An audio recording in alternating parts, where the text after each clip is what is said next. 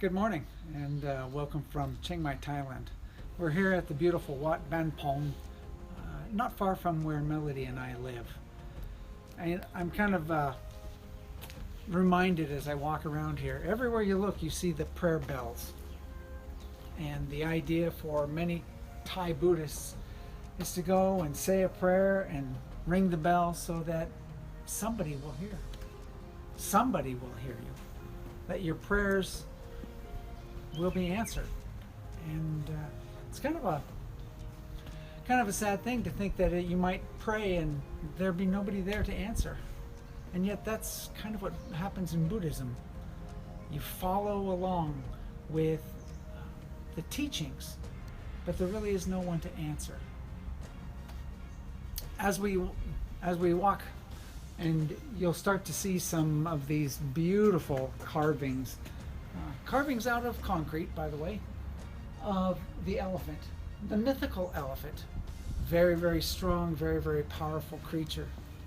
And as we look along a little further, we'll see the mythical lions and dragons that are a part of Buddhism here in Thailand. All things that are talking about or speaking to people about power, about things that will help them control things that are out of their control. And yet, is there anything there? For many Thai people, they are constantly concerned about their karma. In Thailand, karma is seen as a bad thing. Karma is never seen as a good thing. It's always seen as the detriment in your life, the bad things, the unrighteousness that you've done in your life. And so you make merit. You come, you do your prayer bells, you have your joss sticks, you walk around the pagoda inside a temple like this, but you're always trying to make merit. You're never able to get rid of that unrighteousness. It's always there with you. And in fact, one time it's told and written in the Buddhist scriptures that the Buddha himself, his disciples asked him, how do we get rid of sin? How do we get rid of it? And he said, there's no way, except there is one who is coming. One will come who will be able to show us how to get rid of our unrighteousness. And the disciples said, well, how will we know who he is? How will we know? And the Buddha said, it's because you'll see the lotus scars in his hands and his feet and the stab in his side. Then you will know who he is. You may not be aware, but Buddhism comes out of Hinduism. The Buddha himself was a prince in India, and he grew up in a very sheltered life, but then got outside of the palace where he was living and found suffering, and was very affected by the suffering that he saw around him, and went into seclusion and started to pray and to seek and to look for answers to all the suffering. Why the suffering?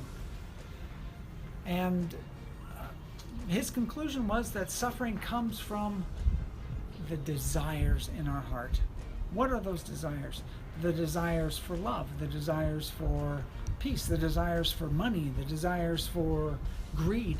All of these desires are the root of all evil.